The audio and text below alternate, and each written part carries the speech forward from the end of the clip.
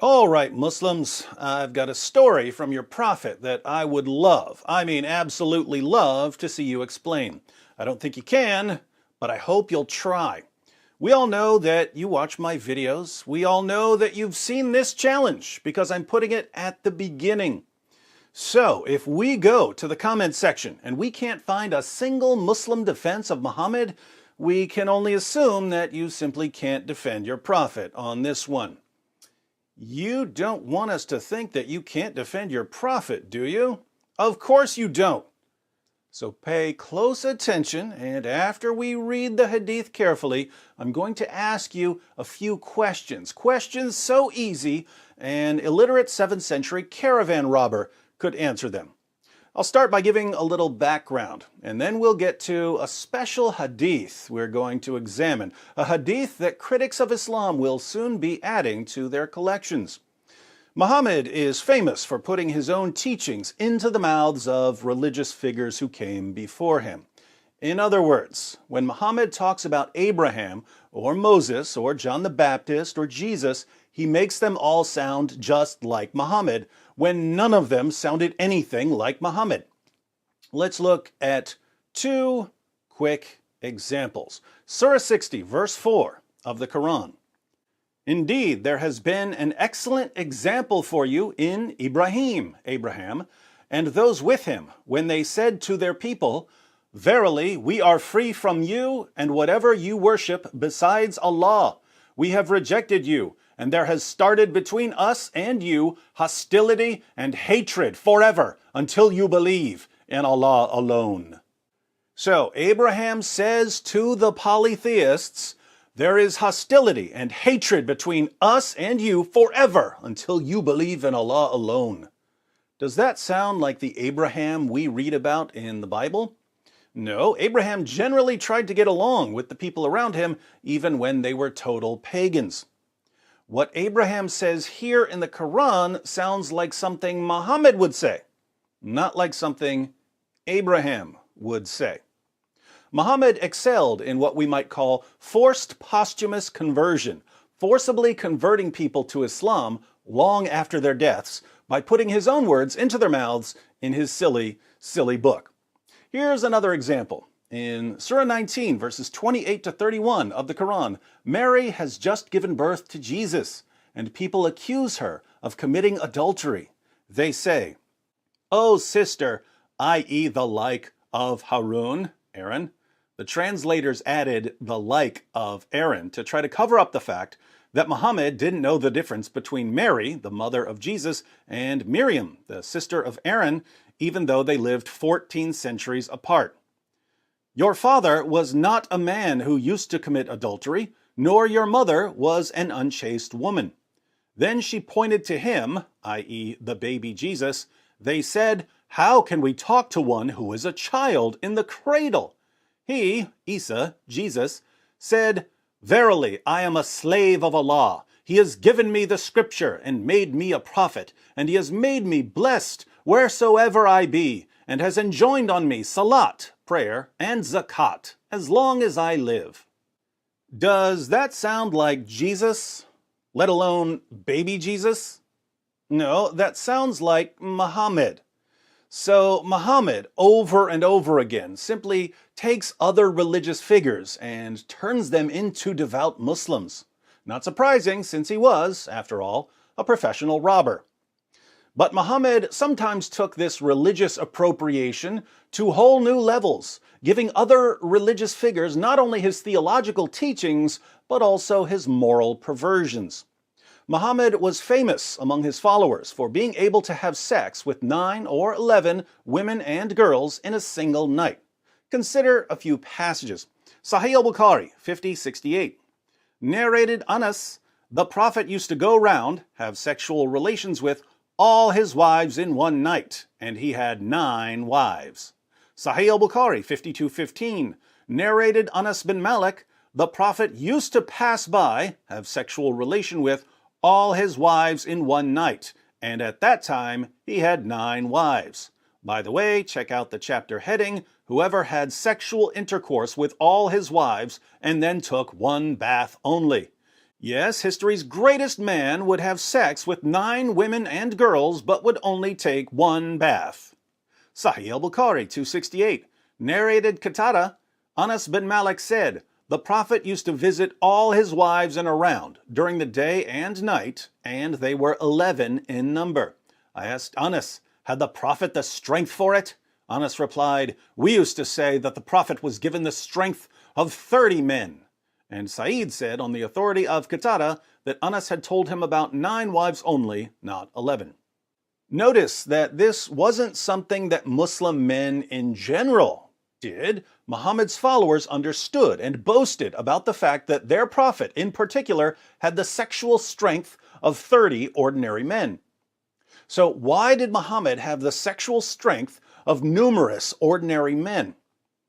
Well, Muhammad suggests that this was a special ability given to certain prophets, among them Muhammad and Solomon.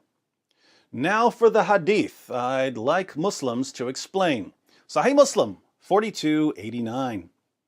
It was narrated from Abu Huraira that the Prophet said, Suleiman ben Dawood, Solomon son of David, said, tonight I will go around to 90 women, and each of them will give birth to a knight who will fight in the cause of Allah. His companions said to him, say, if Allah wills.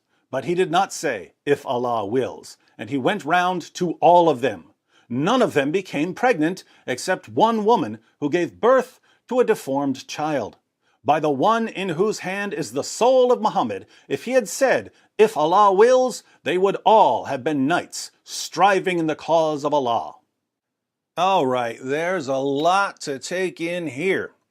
First, when Muhammad's followers claimed that he would have sex with 9 or 11 women and girls in a single day or a single night, the only way I could make sense of this was to assume that he wasn't completing the act with each woman or girl. In other words, if Muhammad was going to one wife, having sex with her for 5 or 10 minutes, but not ejaculating, then moving on to the next wife for 5 or 10 minutes, and so on, and only ejaculating 2 or 3 times for the evening, that would be believable. But in this hadith about Solomon, Solomon believed that he was impregnating 90 women, which means that he was ejaculating in all of them. And since this is Muhammad telling the story, and Muhammad is clearly projecting himself onto Solomon, we can't help but conclude that Muhammad was somehow having 9 orgasms per night with his 9 wives. That would make Muhammad the Superman of sex. Second, do we believe what Muhammad said about Solomon? Do we believe that Solomon actually completed the act of sexual intercourse with 90 women in a single night? Let's assume that he started at 6 o'clock p.m. and that he kept having sex until 3 o'clock a.m. That would be 9 hours of sex. Since there were 90 women, Solomon would have needed to have sex with 10 women per hour. That's 1 woman every 6 minutes. Is this believable? Notice, if you're a Muslim, your prophet is the one who made this claim about Solomon. So you have to believe that Solomon ejaculated into a different woman every 6 minutes for 9 hours straight. Otherwise, your prophet was a liar. Third, Solomon had 10 times as much sex in a single evening as Muhammad had in a single evening, 90 women versus 9 women and girls. So if Muhammad had the sexual strength of 30 men, Solomon must have had the sexual strength of 300 men. The real Superman of sex, then, is Solomon, not Muhammad. Muhammad is only the boy wonder of sex, or maybe the Flash. Or, given what he must have smelled like when he climbed between the legs of wife number 9 before his lone bath for the evening, Swamp Thing. Fourth, notice why Solomon was having sex with 90 women in a single night. Each of them will give birth to a knight who will fight in the cause of Allah. Solomon wanted to raise up an army of jihadis. Does that sound like Solomon, or does that sound more like Muhammad? Fifth, according to Muhammad, someone warned Solomon that if he really wanted all 90 women to get pregnant, he needed to say, "If Allah wills, inshallah." But Solomon didn't say, inshallah, so only one of the 90 women became pregnant and she gave birth to a deformed baby. If Solomon had said, inshallah, he would have impregnated all 90 women, and all 90 women would have given birth to jihadis. We can only wonder why Solomon, after learning his lesson, didn't simply try again later, this time remembering to say, inshallah. We also have to wonder why Muhammad didn't take his own advice. Muhammad had at least 9 wives at one time. How many jihadis did he raise? Did he forget to say inshallah too? Now, since I've invited our Muslim friends to defend their prophet in the comments section, let me help them by asking a few questions. 1, do you believe that Muhammad had sex with 9 women and girls in a single night while only taking 1 bath, as we read over and over again in the Muslim sources?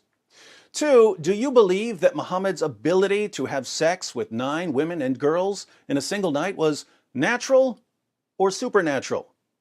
Did he have that ability by nature, or did Allah miraculously bestow on him the ability to sexually perform 9 times a night? 3, none of the 9 women and girls that Muhammad would have sex with in a single night ever became pregnant.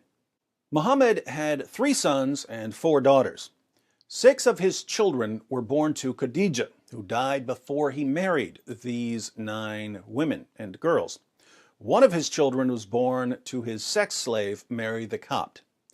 None of his 9 wives in the Hadiths we read ever became pregnant. But according to Muhammad, all he needed to do was to say, inshallah, and that would have somehow impregnated them. So, why didn't he say it, or why didn't it work? 4, do you believe that Solomon had sex with 90 women in a single night? 5, do you believe that Solomon's ability to have sex with 90 women in a single night was natural or supernatural? 6, when Allah was handing out supernatural sexual abilities to his prophets, why did he give Solomon the sexual strength of 300 men while only giving Muhammad the sexual strength of 30 men? 7, do you believe that if Solomon had simply uttered inshallah before climbing on top of 90 different women, all 90 of these women would have given birth to jihadis? 8, since Solomon was known for his wisdom, even in the Quran and the Hadith, why didn't he simply learn his lesson, have sex with 90 women again, and remember to say inshallah? 9, given your ridiculous answers to questions 1 through 8, or your failure to offer any answers, how can you expect us to take your prophet seriously? 10, why am I the first person to tell you about this hadith? There are a bunch of them in your most trusted collections, giving variations of the same story about Solomon. This is something that your prophet said to his followers to convince them to say inshallah. Why do your leaders hide these passages from you? Why do the kuffar have to tell you what your prophet really said? Those are my questions for Muslims, but I also have a question for you non-Muslims. Here goes. If Muhammad were alive today, how famous do you think he'd be as a 50-something-year-old porn star who could have 9 orgasms in a single recording? Let me know what you think in the comments. If you'd like to know more about the man Allah describes as an excellent pattern of conduct, be sure to watch my video, The Top 5 Most Disgusting Facts About Prophet Muhammad. It could save a life, and future generations will thank you.